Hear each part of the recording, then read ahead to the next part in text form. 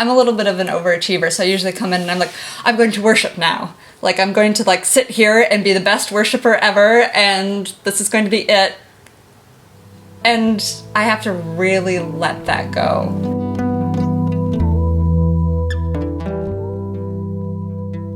I go to Quaker Meeting and I just let everything open up. I think of it as this wonderful scan disk of my hard drive, helping me clear out all the gaps and be still and lay down things that are bothering me that really aren't that important, and just getting me to a place of stability and clarity. It's been really important to me. Thinking about meeting for worship on Sunday, the first thing that comes to mind is to say or to share that meeting for worship is a much more satisfactory experience if some spiritual preparation has been done in advance.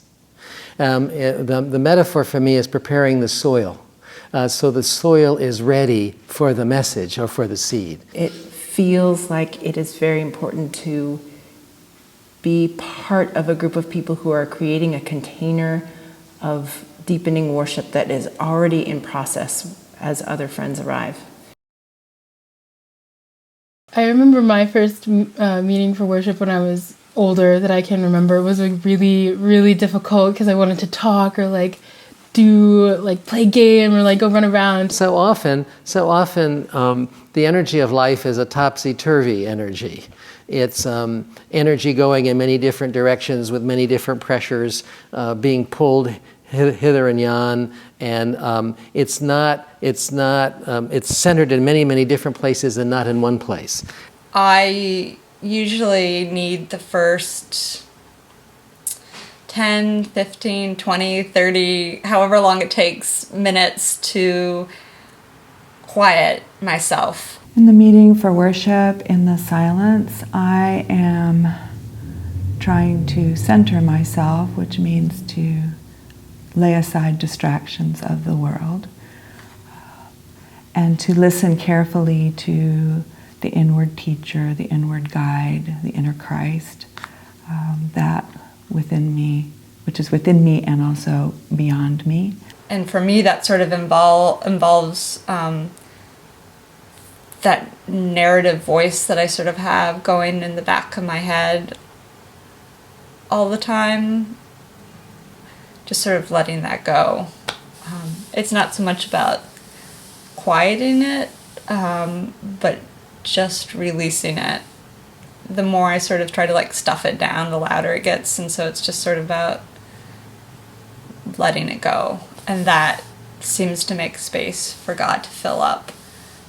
There's a quote that means a lot to me from Thomas Kelley's essay, The Light Within, which is found in his volume, A Testament of Devotion.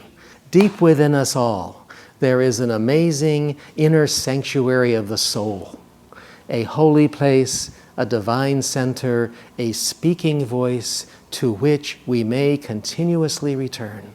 And that describes a centered place for me, this deep inner sanctuary of the soul. And I find meaning and value in trying to get there, making my way back home. Thich Nhat Hanh, who is, of course, a Buddhist, not a Quaker, talks about meditation as a process of sort of tuning into the smile channel. And somehow that description was very helpful for me. Like, let's tune into the spirit channel. Where in the body, in my body, do I perceive the spirit moving among us? I start by paying attention to my breath and my body, and slowing down my breath and feeling my body. And I love the sense of it sort of settling into my body and my body settling into space. And I feel my breath sort of going deeper and deeper. Sometimes I look at, my mind will go to what has happened the preceding week, and I will ask the question: how can I identify the movement of spirit in what has happened for me in the week preceding this worship? something that I do, I have my prayer beads I wear all the time.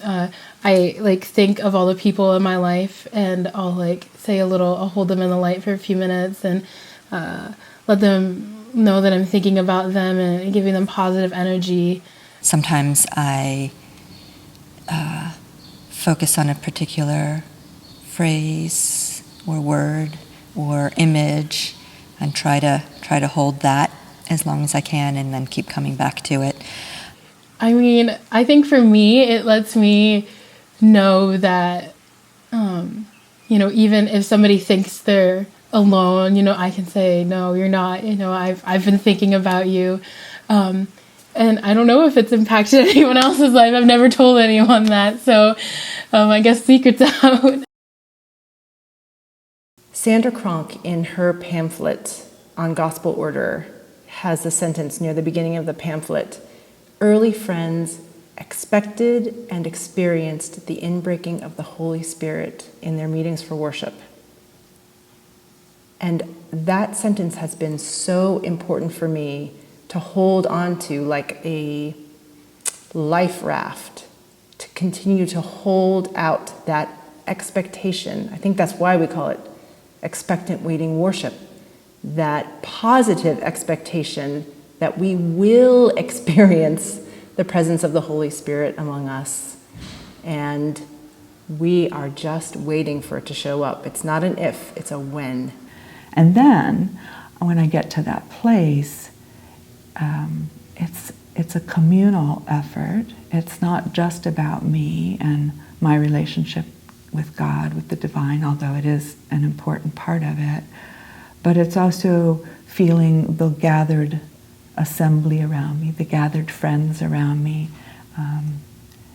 and paying attention to what might be needed, whether I'm going to be called to deliver a message or sing a song or pray particularly for someone in the group, or just be mindful of someone.